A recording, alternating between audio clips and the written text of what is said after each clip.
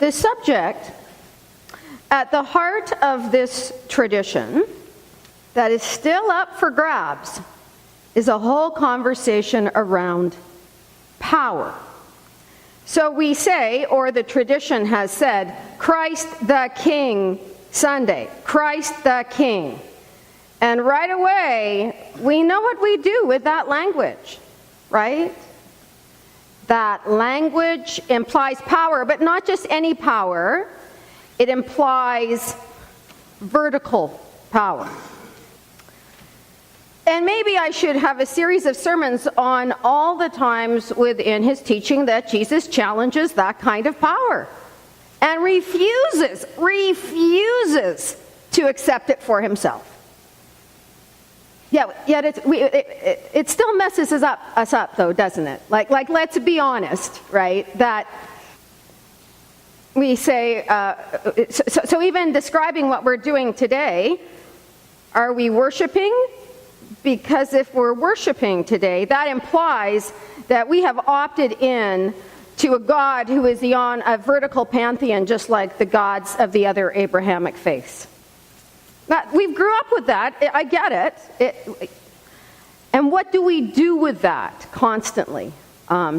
Because I think at some level it really gets in the way. And I think Jesus again and again said, You're not getting it right. So I'm going to try and come through the door of power, or a conversation around power, trying to get through another door today. I don't know. You can tell me afterwards if it's helpful or not. So we're going to be reading from an account in the Gospel of Mark.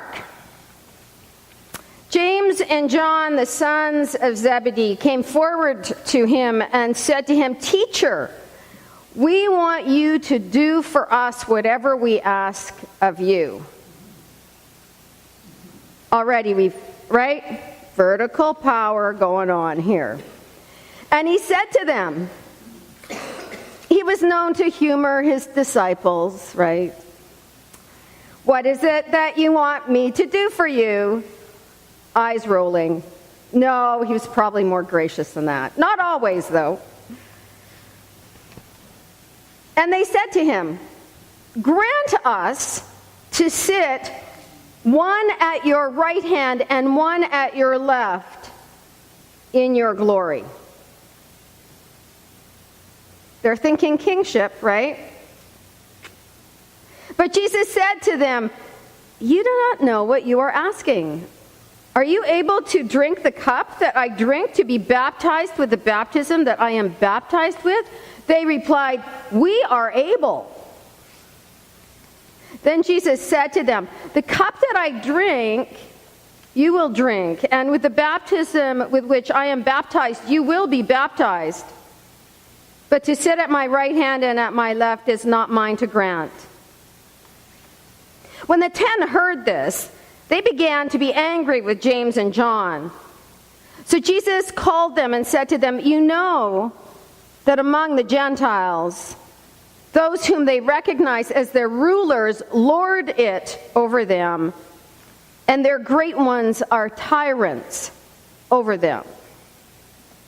But it is not so among you. Whoever wishes to become great among you must be your servant, and whoever wishes to be first among you must be slave of all.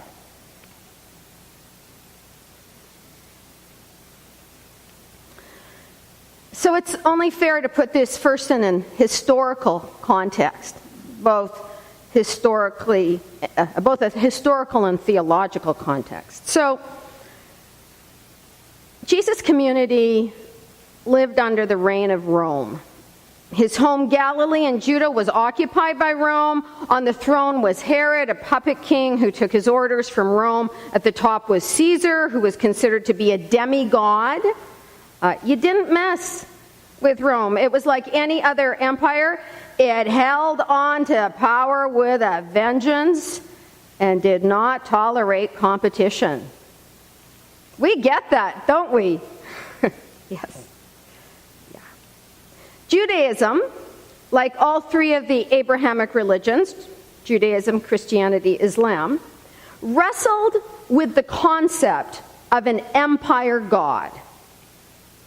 The greatest longing within the sacred texts of Israel was for a king who would reign in justice, who would take orders from a god, vertical, who would reign in justice. Because when you find yourself consistently at the bottom of the heap, of course that's your prayer. But in that context, it was also a pipe dream. And so Jesus did his best to provide an alternative image for God. Everyone knew what the empire of Caesar was about. Jesus invited the people to consider what the empire of God was like. And it was really, really hard. Because as soon as we hear the word kingdom or empire, we simply go to a vertical structure. We hear king, empire, we think Buckingham Palace, Royal Mile, White House.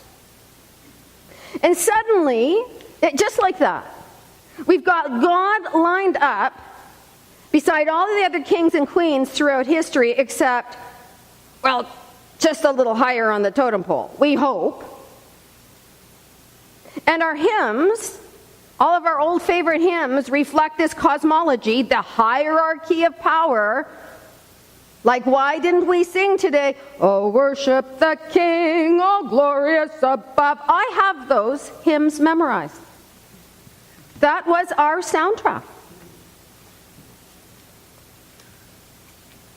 God is up there at the top of the pecking order.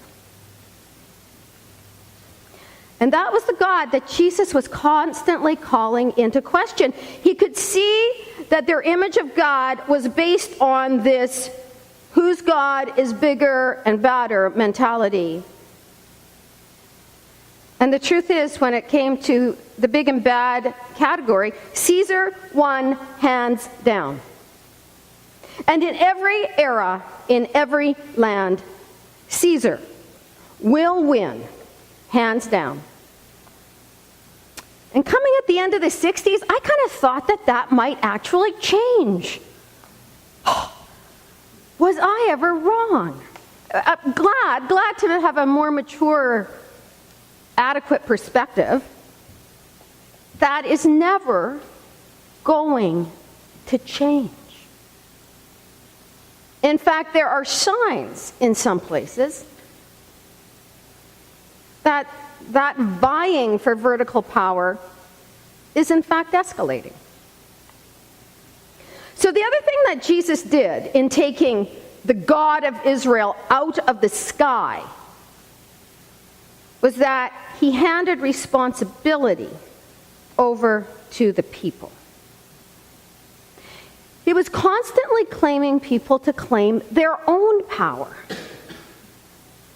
And you can see in the conversation with his disciples that they were having a hard time conceiving of their own power, or a power that did not involve a pecking order. So I think the invitation to us today is bigger than an invitation to rethink our concept of God. It's bigger than that. It really is an invitation to rethink our own power. Because in his parables, very often Jesus just takes God out of the equation. He says, you're never going to understand how God is present until the way you change the way you think about yourselves. And this is where it gets tricky again for those shaped by this tradition who somehow feel, we need to be small, or who see the role of servant as a role of subservience. Jesus wasn't talking about subservience, because subservience is on the ladder again. Jesus reveals that, sure, there is a big power operating in this world, but it is power over, and that's just bully power. That's the kind of power that gets our attention, makes the evening news, messes with our lives, and that power is never going away. But that is not the kind of power that Jesus is inviting us to practice. So you have a choice to be stuck on that ladder somewhere. And those of us, I would say, on this continent are definitely not at the bottom. And maybe, depending on our circumstances, on how fortune has visited us, maybe moving up a notch here, if you're lucky, or, didn't see that coming, being knocked down a peg or two. And I'd venture to guess that's where most of us in North America live our lives. And then you can add the whole bill of goods over here, that the bigger consumers we come, right? You can move up the ladder by having more stuff. But that's for another conversation. Or you can find yourself within another kind of power. The kind of power that persists in the practice of love and forgiveness and grace regardless of where you are on the ladder. The kind of power that remains steadfast in the practice of love and forgiveness and grace regardless of the circumstances. And if you think of the greatest saints of the previous century, like a Mandela or a Gandhi or a Mother Teresa, powerful people, steadfast to those gospel values, regardless of what Caesar was up to. And that is the kind of power that Jesus practiced. He did not strive to compete with the powers of this world, nor did he give the powers of this world his power. He sets a course based on love of friend and enemy, inclusion of the outcast, challenge to the religious structures, calling them to account, particularly when those structures oppress the poor, and he did not waver in the practice of that kind of power, even when the powers that be began to move in on him.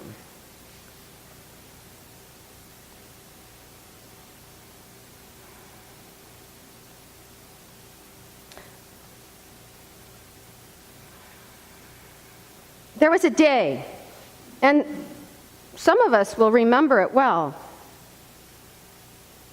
that the church was big on power, that kind of power, and the world knew it, and many were kept in check by it, but it was not always practiced with grace. In fact, sometimes it was very coercive, and sometimes just subtly coercive.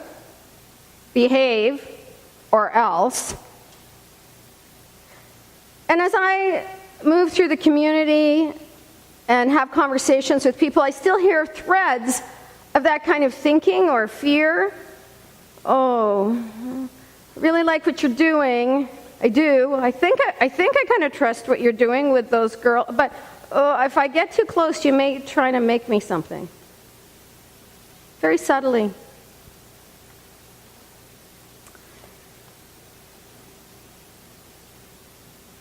And that approach of power over coercion, large, small, subtle, had nothing to do with the kind of practice that Jesus modeled or called us to.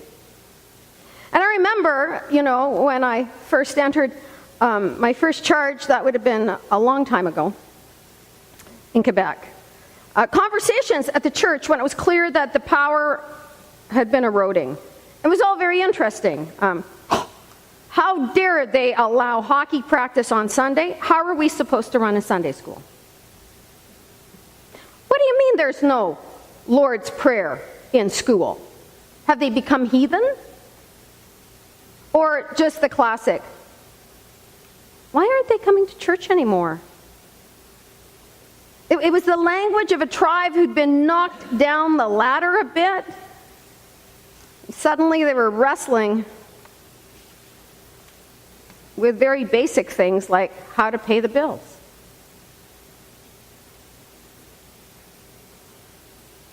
But I'd like to think that there are signs that this community is fueled by another kind of power. The kind of power that Jesus invited us to practice. A power that empowers others.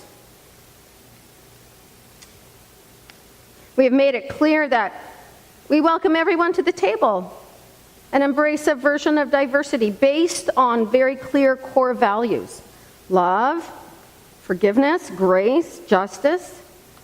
We are entering our 11th Christmas season at 10,000 Villages. Well over $1 million in sales, making a dent in the present capitalist, materialistic order, and including those who've been left behind.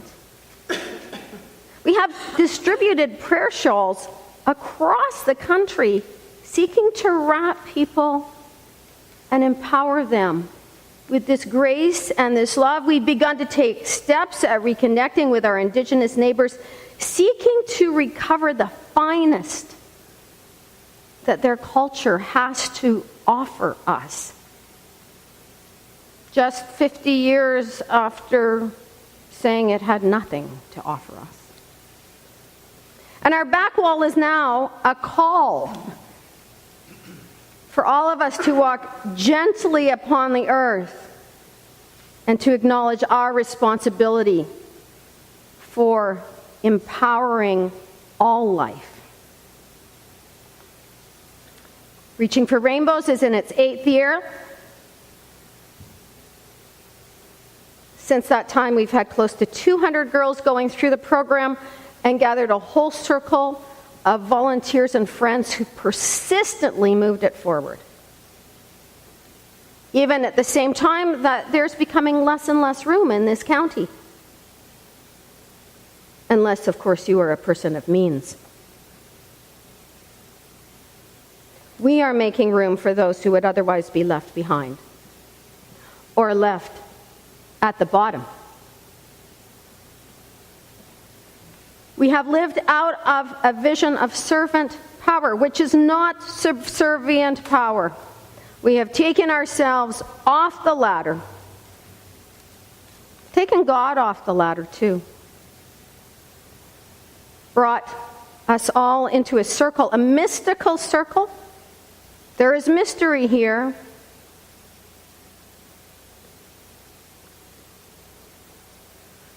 But what we can say is that this circle of friendship that extends across this country, extends to artisans in the developing world, is in keeping with that vision of friendship and grace and kindness and forgiveness to which the gospel invites us.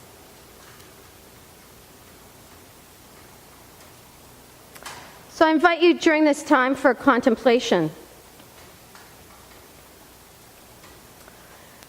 to sit for a while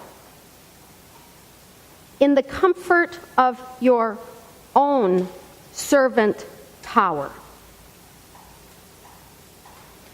We're not going to do that, save the wretch like me thing, right?